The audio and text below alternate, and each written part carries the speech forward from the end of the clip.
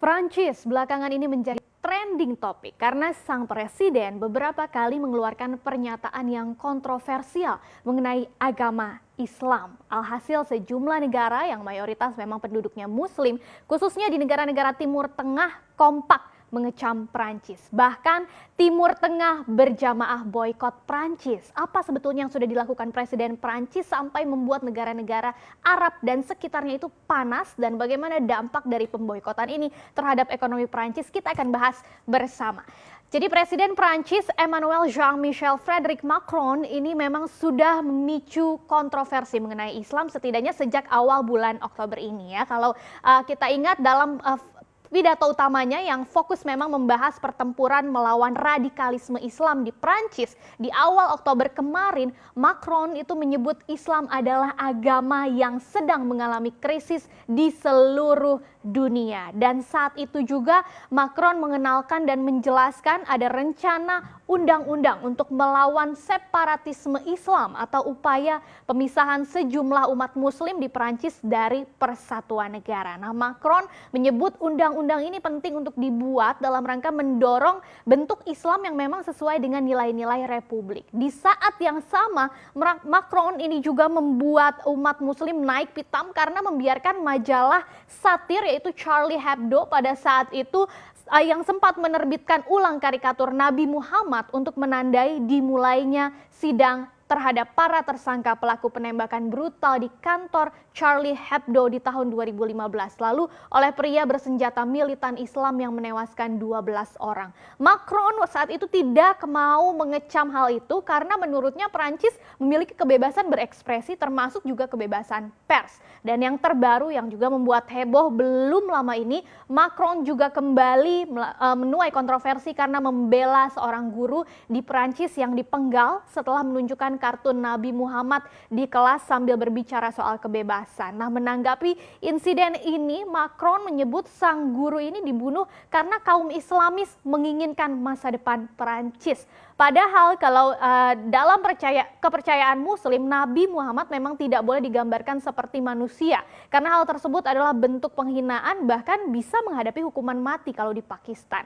Nah, pernyataan Macron ini sontak menimbulkan pro dan kontra ya. Sejumlah pejabat di Eropa tentu berada di pihak Macron. Sedangkan negara-negara Muslim seperti Iran, Pakistan, dan Turki itu mengecam Macron karena memang dinilai sudah melukai umat Muslim. Bahkan yang terbaru, Indonesia, kita juga baru saja menyatakan sikapnya mengecam Presiden Prancis atas pernyataannya. Nah, berbagai kecaman tersebut ternyata juga sampai berujung pada aksi boykot produk asal Prancis ya. Ada tagar atau hashtag boycott French products yang menjadi viral di media sosial berbagai negara Timur Tengah ya, mulai dari Kuwait, Qatar, Turki, Palestina, Aljazair, Mesir, Yordania, sampai Arab Saudi dan yang lain-lainnya ini menggunakan hashtag boycott French products. Dan beberapa asosiasi perdagangan hingga perusahaan-perusahahan Arab pun mengumumkan sikapnya untuk memboikot produk-produk Prancis. Kita lihat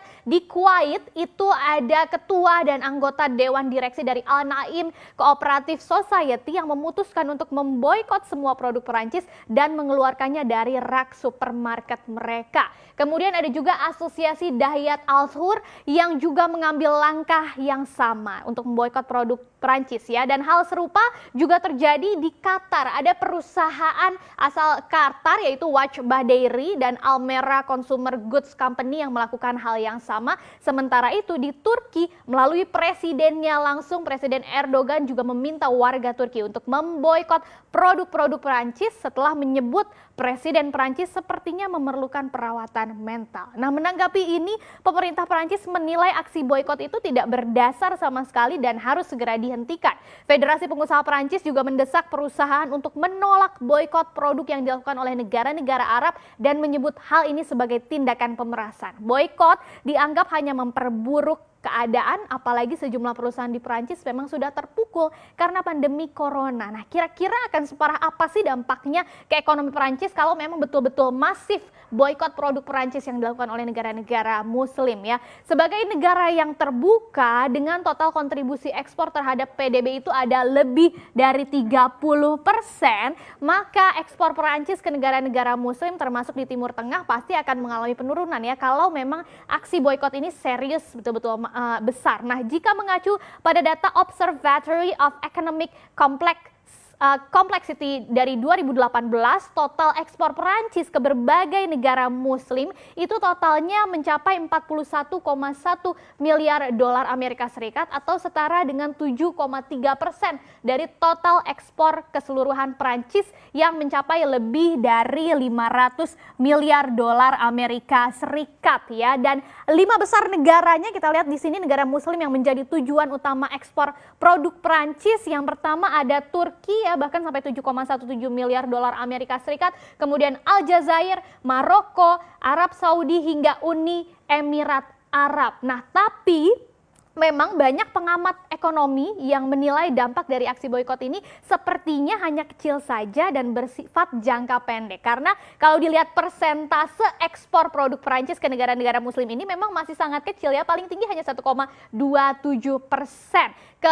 Ke sejumlah perusahaan yang penjualannya memang fokus di Timur Tengah, itu yang punya porsi besar, tentu akan terdampak. Tapi kemungkinannya masih jauh lebih kecil dari dampak COVID-19 ke ekonomi Perancis sendiri. Nah, sektor apa saja yang kira-kira bisa terdampak karena memang ada hubungan erat antara Prancis dan negara-negara Muslim ya. Yang pertama ada dari sektor pertanian ya. Dari sektor pertanian ini khususnya di gandum, karena selama ini Prancis adalah pengekspor utama produk pertanian global. Tapi ternyata hanya 3%-nya saja nih yang diekspor atau dikirim ke Timur Tengah dan memang didominasi oleh biji-bijian. Nah, selanjutnya ada supermarket yang salah satunya yang juga viral di media sosial adalah aksi boikot Carrefour yang merupakan salah satu supermarket ternama di Prancis gitu ya, dan ini juga buka di sejumlah negara Timur Tengah mulai dari Pakistan, Lebanon, Bahrain, Maroko dan yang lainnya. Kemudian dari sektor energi ya,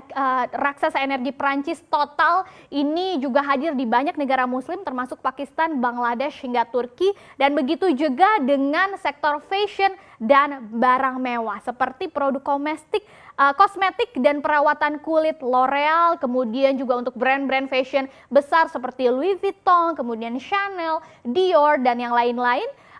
Ini juga ada di beberapa negara Muslim, tapi memang Timur Tengah hanya menyumbang sebagian kecil penjualan dibandingkan dengan Amerika Serikat, Asia atau Eropa. Kemudian dari sektor pertahanan dan ruang angkasa, sebagai salah satu negara pengekspor senjata terkemuka di dunia juga, perusahaan asal Prancis Thales ini juga menjual senjata, teknologi penerbangan dan sistem transportasi umum ke sejumlah negara Muslim, termasuk Arab Saudi, Uni Emirat Arab, Turki hingga Qatar. Kemudian Mesir dan Qatar ini juga ternyata merupakan beberapa negara yang sudah memesan jet militer Rafale dari Dassault, dan ini terakhir ada sektor otomotif, ini juga ada kaitannya karena produsen mobil Prancis Renault mencantumkan Turki itu sebagai pasar terbesar ke-8 dengan penjualannya di semester pertama tahun ini saja sudah hampir 50.000 unit. Begitu juga dengan PSA ini yang membuat merek-merek seperti Peugeot dan Citroën itu juga